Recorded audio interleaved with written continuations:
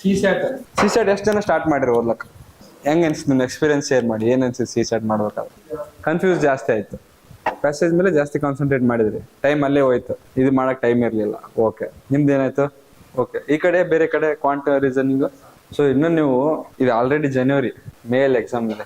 ನೀವು ನಿಮ್ಮಲ್ಲಿ ಎಷ್ಟು ಜನ ಆರ್ಟ್ಸ್ ಬ್ಯಾಕ್ ಗ್ರೌಂಡ್ ಅಂತ ಬಂದಿದ್ದೀರಾ? Most of dum arts back ground ಇದಾರೆ. ನೀವು ಮ್ಯಾಥಮೆಟಿಕ್ಸ್ 10th ವರೆಗೂ ಓದಿರ್ತೀರ, ಅದಾದ್ಮೇಲೆ ಓದಿರೋದು. ಆಮೇಲೆ ನೀವು ನೋಡಿ ಪ್ರಿಲಿಮ್ಸ್ ಹೆಂಗಂದ್ರೆ ಸಿ ಸ್ಯಾಟ್ ಅಲ್ಲಿ ಹಿಂದಿ ಅಥವಾ ಇಂಗ್ಲಿಷ್, ಕನ್ನಡ ಇಲ್ಲ. ಅದು ನೀವು ಯಾವಾಗ್ಲೂ ತಲೆಯಲ್ಲಿ ಇಟ್ಟಿರೋರು. ನೀವು ವೆರಿ ಸೀರಿಯಸ್ ಪಾಯಿಂಟ್ ಇದು. ನೀವೇನಾದ್ರೂ ಕನ್ನಡದಲ್ಲಿ ಓದಿದ್ರಿ ಡಿಗ್ರಿ ಅಂದ್ರೆ ಇದು ಎರಡು ಬರ್ಲಿಲ್ಲ ಅಂದ್ರೆ ತುಂಬಾ ಕಷ್ಟ ಆಗುತ್ತೆ. ಎಲ್ಲ GS ಎಲ್ಲ ಮಾಡಿಬಿಡ್ತೀರಿ, ಬಟ್ ಇದು ಒಂದು ಕಬ್ಬಿಣದ ಕಡಲೆ ಆಗ್ಬಿಡುತ್ತೆ.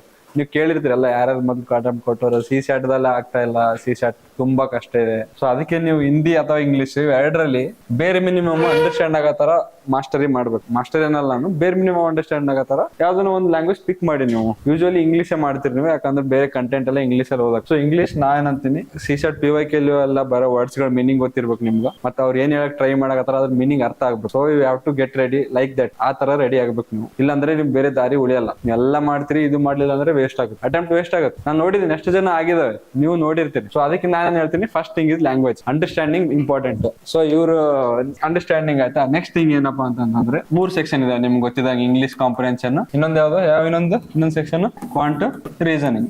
ಸೊ ನಾನು ಇದೊಂದು ಸಪರೇಟ್ ಗ್ರೂಪ್ ಮಾಡ್ತೀನಿ, ಇವೆರಡೊಂದು ಗ್ರೂಪ್ ಮಾಡ್ತೀನಿ. ಯಾಕಂದ್ರೆ ಇವೆರಡು ಮ್ಯಾಥಮೆಟಿಕ್ಸ್ ರಿಲೇಟೆಡ್ ಇದಾವೆ. ಮ್ಯಾಥಮೆಟಿಕ್ಸ್ ಯೂಸ್ ಮಾಡ್ತೀವಿ ನಾವು, ಮ್ಯಾಥ್ಸ್ ಯೂಸ್ ಮಾಡ್ತೀವಿ ನಾವು ಇವೆರಡರಲ್ಲಿ. ಇದರಲ್ಲಿ ಮ್ಯಾಥ್ಸ್ ಯೂಸ್ ಮಾಡಲ್ಲ.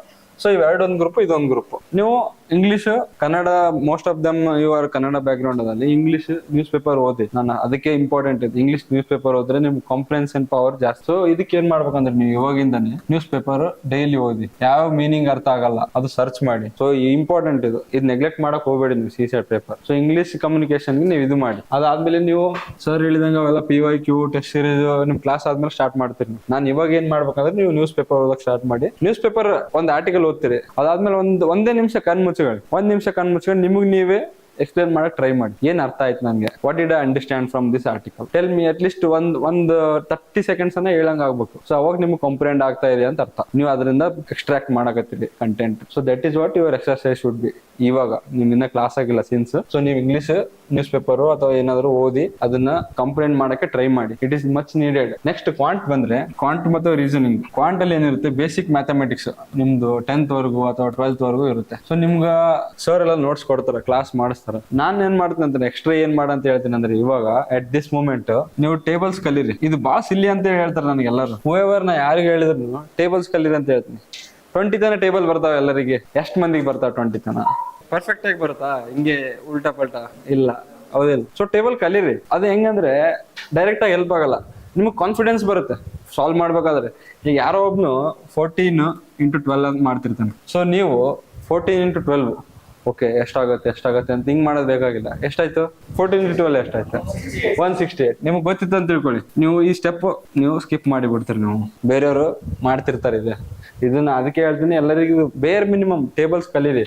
20 ತನ ಟೇಬಲ್ಸ್ ಕಲೀರಿ. ಮತ್ತೆ ಇನ್ನೊಂದೇನಂದ್ರೆ ನೆಕ್ಸ್ಟ್ ಸ್ಟೆಪ್ ನೀವು ಏನ್ ಮಾಡ್ಬೇಕಪ್ಪ ಮ್ಯಾಥ್ಸ್ ಅಲ್ಲಿ ಅಂತಂದ್ರೆ, ಬೇಸಿಕ್ ಕಾನ್ಸೆಪ್ಟ್ಸ್ ಅರ್ಥ ಮಾಡ್ಕೊಳ್ಳಿ. ನಿಮ್ ಕ್ಲಾಸ್ ಅಲ್ಲಿ ಸ್ಟಾರ್ಟ್ ಮಾಡಿದಾಗ ಈ ಕ್ಲಾಸ್ ಸ್ಟಾರ್ಟ್ ಆಗಿ ಒಂದೊಂದು ಟಾಪಿಕ್ ಹೇಳ್ತಿರ್ತಾರೆ, ಪ್ರೊಬಬಿಲಿಟಿ ಹೇಳ್ತೀನಿ. ಪ್ರೊಬಬಿಲಿಟಿ ನಿಮ್ ಕಾನ್ಸೆಪ್ಟ್ ರಿಯಲ್ ಲೈಫ್ ಅಂಡರ್ಸ್ಟ್ಯಾಂಡಿಂಗ್ ಅಲ್ಲಿ ಅರ್ಥ ಮಾಡ್ಕೊಳ್ಳಿ. ರಿಯಲ್ ಲೈಫ್ ಅಂಡರ್ಸ್ಟ್ಯಾಂಡಿಂಗ್ ಇವಾಗ ಸರ್ ಹೇಳ್ತಾ ಇದ್ರು, ಪ್ರಿಲಿಮ್ಸ್ ಅಲ್ಲಿ 4 ಆಪ್ಷನ್ ಇರ್ತವೆ, 1 2 3 4. ಸೊ ಪ್ರೊಬಬಿಲಿಟಿ ಏನು? 1/4 ಪ್ರೊಬಬಿಲಿಟಿ. ನಾವು ಗೆಸ್ ಮಾಡಿದ್ರೆ 1/4 ಪ್ರೊಬಬಿಲಿಟಿ, ಒಂದು ಆಪ್ಷನ್ ಎಲಿಮಿನೇಟ್ ಮಾಡಿದ್ರೆ 1/3 ಪ್ರೊಬಬಿಲಿಟಿ. ಸೊ ಇದು ರಿಯಲ್ ಲೈಫ್ ಅಪ್ಲಿಕೇಶನ್. ಇದೇ ತರ ಹಿಂಗೆ 50 ಕಾಯಿನ್ ಎಗಿರ್ಸಿದ್ರೆ ಎಷ್ಟು? 50-50. ಹೆಡ್ ಬಿಡ್ಬೋದು, ಟೇಲ್ ಬಿಡ್ಬೋದು. ಸೊ ಆ ತರ ರಿಯಲ್ ಲೈಫ್ ಕಾನ್ಸೆಪ್ಟ್ ಅಲ್ಲಿ ನೀವು ಅರ್ಥ ಮಾಡ್ಕೊಳ್ಳಿ. ಇವಾಗ ಕ್ಲಾಸ್ ಆಗಿಲ್ಲ ಸಿನ್ಸ್ ನಾ ಅದಕ್ಕೆ ಡೆಪ್ತ್ ಆಗಿ ಹೋಗ್ತಾ ಇಲ್ಲ. ನಾನು ಎಕ್ಸ್ಟ್ರಾ ಏನೇನ್ ಮಾಡ್ಬೋದು ಅಂತ ಹೇಳಾಗತ್ತೀನಿ. ನೀವು ಕಾಂಪ್ಲಿಮೆಂಟರಿ ನಿಮ್ಗೆ ಈಸಿ ಆಗತ್ತಾರ ಪ್ರಿಪರೇಷನ್. ಸೊ ರೀಸನಿಂಗ್ ಅಲ್ಲೂ ಕೂಡ ಅದೇ ತರ ನೀವು ರಿಯಲ್ ಲೈಫ್ ಆಗಿ ಅಪ್ಲೈ ಮಾಡ್ಬೋದು. ನೀವು ರೀಸನಿಂಗ್ ಅಲ್ಲಿ ರಿಲೇಷನ್ಸ್ ಬರ್ತವೆ, ರಿಲೇಷನ್ಸ್ ಅದರ ಮತ್ತೇನ್ ಬರ್ತಾವ ಅಂತಂದ್ರೆ, ಮತ್ತೆ ಬರ್ತವೆ ರೀಸನಿಂಗ್ ಅಲ್ಲಿ ಕ್ಯಾಲೆಂಡರ್. ಸೊ ರಿಲೇಷನ್ಸ್ ನೀವು ಬೇಸಿಕ್ ಟರ್ಮ್ಸ್ ಗೊತ್ತಿರಲಿ ಇಂಗ್ಲಿಷ್ ಅಲ್ಲಿ ಏನೇನು ಹೇಳ್ತಾರೆ, ಬೇಸಿಕ್ ಟರ್ಮ್ಸ್. ಈ ಫಾದರ್ ಇನ್ ಲಾ ಅಂದ್ರೆ ಯಾರು, ಬ್ರದರ್ ಇನ್ ಲಾ ಯಾರು. ಸೊ ಈ ತರ ನೀವು ಬೇಕಾದ್ರೆ ಬೇಸಿಕ್ಸ್ ನೋಟ್ಸ್ ಇಂದ ಓದಕ್ ಸ್ಟಾರ್ಟ್ ಮಾಡಿ ಅಂತೀನಿ ನಾನು. ಕ್ಲಾಸ್ ಆಗಿಲ್ಲ ಅಂದ್ರೂ ಪರವಾಗಿಲ್ಲ. ಸೊ ನೀವು ಸ್ಟಾರ್ಟ್ ಮಾಡಿ ಒಂದು ಬೇಸಿಕ್ಸ್ ಎಲ್ಲ ನೀವು ಒಂದ್ ರೌಂಡ್ ಓದಿದ್ಮೇಲೆ ಕ್ಲಾಸ್ ಕೇಳಿದ್ರೆ ಅಂದ್ರೆ ನಿಮ್ಗೆ ಇನ್ನೂ ಜಾಸ್ತಿ ಅರ್ಥ ಆಗುತ್ತೆ. ಸೊ ಅದಕ್ಕೆ ನೀವು ಇನ್ನೂ ಯಾರು ಸ್ಟಾರ್ಟ್ ಮಾಡಿಲ್ಲಲ್ಲ ಸಿನ್ಸ್, ಇವಾಗ ಒಂದ್ ಯಾವ್ದೋ ಒಂದು ಬೇಸಿಕ್ ನೋಟ್ಸ್ ತಗೊಳ್ಳಿ.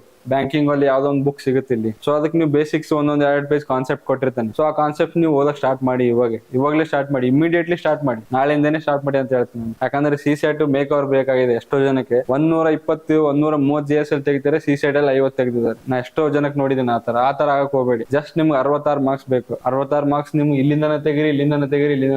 3 ಆಕ್ಚುಲಿ 1ರಿಂದ ಆಗಂಗಿಲ್ಲ, 2 ಬೇಕು ನಿಮ್ಗೆ. ಸೊ ನಿಮ್ದು ಯಾವ್ದು ಸ್ಟ್ರೆಂತ್ ಏರಿಯಾ ನೀವು ಅದ್ರ ಮೇಲೆ ಪ್ಲೇ ಮಾಡಿ. ಕೆಲವೊಬ್ರದ್ದು ಇಂಗ್ಲಿಷ್ ಸ್ಟ್ರೆಂತ್ ಏರಿಯಾ, ಕೆಲವೊಬ್ರದ್ದು ರೀಸನಿಂಗ್ ಸ್ಟ್ರೆಂತ್ ಏರಿಯಾ, ಕೆಲವೊಬ್ರದ್ದು ಕ್ವಾಂಟ್ ಸ್ಟ್ರೆಂತ್ ಏರಿಯಾ. ಸೊ ನಿಮ್ದು ಯಾವ್ದು ಸ್ಟ್ರೆಂತ್ ಫಸ್ಟ್ ನೀವು ಕ್ಲಾಸ್ ಸ್ಟಾರ್ಟ್ ಆಗಕ್ಕಿಂತ ಮುಂಚೆನೆ ನೀವು ಸ್ವಲ್ಪ ನಿಮ್ ಸ್ಟ್ರೆಂತ್ ಯಾವ್ದು ಅಂತ ಕಾಂಟೆಂಪ್ಲೇಟ್ ಮಾಡಿ, ಥಿಂಕ್ ಮಾಡಿ. ನಮ್ಗೆ ಇಂಗ್ಲಿಷ್ ಚೆನ್ನಾಗಿ ಬರುತ್ತಾ? ಓಕೆ, ನಾ ಇಂಗ್ಲಿಷ್ ಮೇಲೆ ಫೋಕಸ್ ಮಾಡ್ತೀನಿ. ನಂಗೆ ಮ್ಯಾಥ್ಸ್ ಚೆನ್ನಾಗಿ ಬರುತ್ತಾ? ನಾ ಕ್ವಾಂಟ್ ಅಲ್ಲಿ ಫೋಕಸ್ ಮಾಡ್ತೀನಿ. ನಂಗೆ ರೀಸನಿಂಗ್ ಇಷ್ಟ ಆಗುತ್ತೆ, ಬ್ಲಡ್ ರಿಲೇಷನ್ ಆಗಿರ್ಬೋದು, ಕ್ಯಾಲೆಂಡರ್ ಆಗಿರ್ಬೋದು, ಇದು ಇಷ್ಟ ಆಗುತ್ತೆ, ನಾ ಇದ್ರ ಮೇಲೆ ಫೋಕಸ್ ಮಾಡ್ತೀನಿ. ಸೊ ಕ್ಲಾಸ್ ಹೇಳ್ಬೇಕಾದ್ರೆ ನಿಮ್ಗೆ ಗೊತ್ತಾಗುತ್ತೆ, ಓ ಇದು ನನ್ಗೆ ಮಾಡ್ಬೋದು, ಇದು ಮಾಡಕ್ ಕಷ್ಟ ಆಗುತ್ತೆ ಅಂತ ಐಡೆಂಟಿಫೈ ಮಾಡ್ತೀರಿ ನೀವು. ಸೊ ನೀವು ಇದಕ್ಕೆ ಅದ್ರ ಸಲಕ್ಕೆ ನಾನೇನ್ ಹೇಳ್ತೀನಿ, ಇದು ನೀವು ಪ್ರಾಕ್ಟೀಸ್ ಮಾಡಿ. ಇಲ್ಲಿ ನ್ಯೂಸ್ ಪೇಪರ್ ಓದಿ, ಇಲ್ಲಿ ಟೇಬಲ್ಸ್ ಮಾಡಿ, ಆಮೇಲೆ ಕಾನ್ಸೆಪ್ಟ್ ಅಂಡರ್ಸ್ಟ್ಯಾಂಡ್ ಮಾಡ್ಕೊಳ್ಳಿ. ಇಲ್ಲಿ ಬೇಸಿಕ್ ಟರ್ಮ್ಸ್ ಓದಕ್ ಸ್ಟಾರ್ಟ್ ಮಾಡಿ, ಯಾವ್ದನ್ನ ನೋಟ್ಸ್ ತಗೊಂಡು. ಅದೊಂದು ಬಿಟ್ಟಪ್ಪ ಏನಂತಂದ್ರೆ CSAT ಅಲ್ಲಿ ಸರ್ ಹೇಳಿದಂಗೆ ಎಮೋಷನಲ್ ಅಟ್ಯಾಚ್ಮೆಂಟ್ 0 ಇರ್ಬೇಕು. ಇಲ್ಲಿ ನಾನು ನಂದು ಎಕ್ಸಾಂಪಲ್ ಹೇಳ್ತೀನಿ. ಇಲ್ಲಿ ಹೆಂಗೆ ಅಂತಂದ್ರೆ, ನಂದು ಅಟ್ಯಾಚ್ಮೆಂಟ್ ಕ್ವಾಂಟ್ ಮತ್ತು ರೀಸನಿಂಗ್ ಜಾಸ್ತಿ ಇದೆ ನಮ್ಗೆ. ನಾ ಕ್ವಾಂಟ್ ಮತ್ತು ರೀಸನಿಂಗ್ ಯಾವಾಗಲೂ ನನ್ನ ಫೇವ್ರೇಟ್ ಅವು.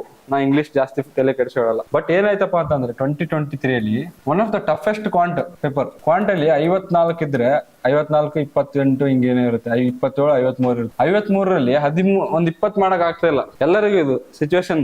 ಸರ್ ಏನಂದ್ರೆ ಒಬ್ರಿಗೆ ಟಫ್ ಇದ್ರೆ ಎಲ್ಲರಿಗೂ ಟಫ್. ಸೊ ನಮಗ್ ಟಫ್ ಇದ್ರೆ ಎಲ್ಲರಿಗೂ ಟಫ್. ನಂದೇನ್ ಮುದ್ದ ಏನಂತಂದ್ರೆ 66 ಮಾರ್ಕ್ಸ್ ತೆಗಿಬೇಕು. ನಾ ಇಲ್ಲಿಂದ ತೆಗಿತೀನೋ ಗೊತ್ತಿಲ್ಲ. ನಾನೇನ್ ಮಾಡಿದೆ ಅವಾಗ, ನಂದು even though it is my favourite area, ನಂಗೆ ಮಾಡಕ್ ಬರುತ್ತೆ, ಬಟ್ ತುಂಬಾ ಟಫ್ ಇದೆ, ಟೈಮ್ ಹಿಡಿಯುತ್ತೆ, ಮಾಡ್ತೀನಿ, ಟೈಮ್ ಹಿಡಿಯುತ್ತೆ. ನಾನೇನ್ ಮಾಡಿದೆ, ಸಡನ್ ಆಗಿ ಕಡೆ ಶಿಫ್ಟ್ ಮಾಡಿದೆ. ನಾನು even though I don't do usually shift ಮಾಡಿದೆ. ನಾನು ಶಿಫ್ಟ್ ಮಾಡಿ ನಾ 27 ಮಾಡಿದೆ, ಇಲ್ಲಿ 22 ಕರೆಕ್ಟ್ ಅದ ನಾನು. ಸೊ ಆ ಇಯರ್ ನನಗೆ ಚಲೋ ಮಾರ್ಕ್ಸ್ ಬಿದ್ದು. ಇಲ್ಲಿನೂ ಮಾಡಿದ್ದೆ ಆಬ್ವಿಯಸ್ಲಿ, ಬಟ್ ನಾ ಏನಂದ್ರೆ ಈಸಿಲಿ ಪಾಸ್ ಆದೆ. ಅದಕ್ಕೆ ಏನಂತ ನಾನು ನೋ ಎಮೋಷನಲ್ ಅಟ್ಯಾಚ್ಮೆಂಟ್. ನಿಮ್ದು ಫೇವ್ರೇಟ್ ಏರಿಯಾ ನೋಡ್ರಿ ಅಂತ ಇವಾಗಲೇ ಹೇಳಿದೆ ನಾನು. ಬಟ್ ಫೇವ್ರೇಟ್ ಏರಿಯಾಗ ಎಕ್ಸಾಮ್ದಾಗ ಅಟ್ಯಾಚ್ಮೆಂಟ್ ಇರ್ಬೋದು. ಫೇವ್ರೇಟ್ ಏರಿಯಾ ಅಂದ್ರೆ ಟಫ್ ಕ್ವಶನ್ ಬಂದ್ರೆ ಏನ್ ಮಾಡ್ತೀರಿ ನೀವು? ಮಾಡಕ್ಕೆ ಆಗಲ್ಲ. ಅದು ಎಮೋಷನಲ್ ಅಟ್ಯಾಚ್ಮೆಂಟ್ ಇಲ್ಲ. ಎಮೋಷನಲ್ ಅಟ್ಯಾಚ್ಮೆಂಟ್ ಇಲ್ಲದಂಗೆ ನಿಮ್ಗೆ ಅವೇರ್ನೆಸ್ ಇರಬೇಕು. Contextual awareness, present awareness, presence of mind ಅಂತೀನಿ. ಪ್ರೆಸೆನ್ಸ್ ಆಫ್ ಮೈಂಡ್ ಇದು ಪ್ರೆಸೆನ್ಸ್ ಆಫ್ ಮೈಂಡ್ ಅಂದ್ರೆ ನೀವು ಅವಾಗಲೇ ಡಿಸಿಷನ್ ತಗೊಳ್ಳೋದು, ಅಥವಾ ಕೆಲವೊಂದು ನಿಮ್ಗೆ ಗೊತ್ತಿರುತ್ತೆ ಈ ಟಾಪಿಕ್ ಇಂದ ಬಂದೇ ಬರುತ್ತಂತೆ, ಅಲ್ಲಿ ನೀವು PYQ ಅನಲೈಸ್ ಮಾಡಿರ್ತೀರಿ. ನೀವು ಅಂತವ್ ಏನ್ ಮಾಡ್ಬೇಕು, ನೀವು ಸ್ವಲ್ಪ ರಿಸ್ಕ್ ತಗೊಂಡು ಬೇಗ ಮಾಡ್ಬೇಕು. ಶಾರ್ಟ್ ಕಟ್ ಅಲ್ಲಿ ಕೆಲವೊಂದು ಹೊಸದಾಗಿ ಯಾವ್ದೋ ಬಂದಿರ್ತವೆ, ಅವಾಗ ನೀವು ಶಾರ್ಟ್ ಕಟ್ ಇರ್ತವೆ ನಿಮ್ಮ ಹತ್ರ. ಅವಾಗ ನಿಮ್ಗೆ ಅನ್ಸುತ್ತೆ ಇದು ತುಂಬಾ ಟೂ ಸಿಂಪಲ್ ಆಗಿದೆ. ಬಹಳ ಸಿಂಪಲ್ ಇರ್ತವೆ ಕೆಲವೊಂದು, ನೋಡಕ್ ಏನ್ ಬಂದೇ ಬಿಡ್ತಪ್ಪ, ಫಾರ್ಮುಲಾ ಹಾಕಿದೆ ಬಂದೇ ಬಿಡ್ತು ಹಂಗ ಅನ್ಸುತ್ತೆ. ಬಟ್ ಅಂತದಕ್ಕೆ ನೀವು ಏನ್ ಮಾಡ್ಬೇಕು, ಕಾಶಿಯಸ್ ಆಗಿ ಅಪ್ರೋಚ್ ಮಾಡ್ಬೇಕು. ಅಲ್ಲಿ ಟ್ರ್ಯಾಪ್ ಇರ್ತದೆ ಅಲ್ಲಿ. ಸೊ CSAT ಅಲ್ಲಿ ಡಿಫ್ರೆಂಟ್ ಟ್ರ್ಯಾಪ್ ಜಾಸ್ತಿ ಇರ್ತವೆ ಇಲ್ಲಿ.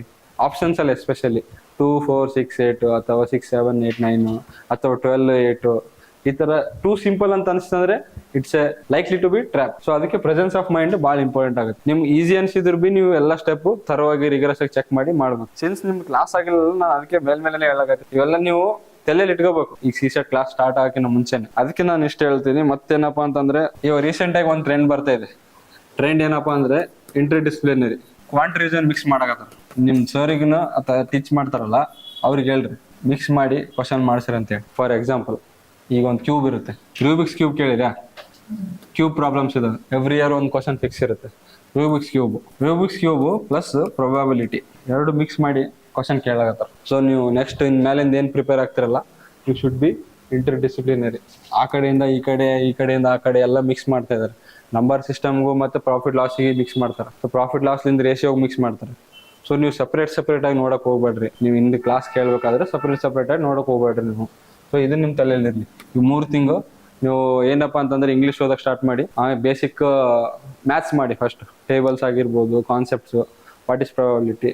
ಅದಾದ್ಮೇಲೆ ಇದು ನೀವು ಈ ಅಪ್ರೋಚ್ ಅನ್ನ ನೀವು ಕ್ಲಾಸ್ ಮಾಡ್ಬೇಕಾದ್ರೆ ಸ್ವಲ್ಪ ತಲೆಯಲ್ಲಿ ಇಟ್ಕೊಳ್ಳಿ. ನೀವು ಎಮೋಷನಲ್ ಅಟೆನ್ಷನ್ ಬೇಡ, ಇಂಟರ್ ಡಿಸಿಪ್ಲಿನರಿ ಮಾಡಕ್ಕೆ ಸ್ವಲ್ಪ ಟ್ರೈ ಮಾಡಿ. ಕ್ವಾಂಟಲ್ಲಿ ಇದು CSAT ಅಲ್ಲಿ ಮತ್ತೆ ಇನ್ನೊಂದ್ಸತಿ ಡಿಸ್ಕಸ್ ಮಾಡೋಣ ನಿಮ್ ಕ್ಲಾಸ್ ಮುಗಿದ್ಮೇಲೆ. ಇವಾಗ ಡಿಸ್ಕಸ್ ಮಾಡಿದ್ರೆ ನಿಮ್ಗೆ ಜಾಸ್ತಿ ಅರ್ಥ ಆಗಲ್ಲ ಅನ್ಕೋತೀನಿ. ಸೊ ಅದಕ್ಕೆ ವಿಲ್ ಎಂಡ್ ಹಿಯರ್.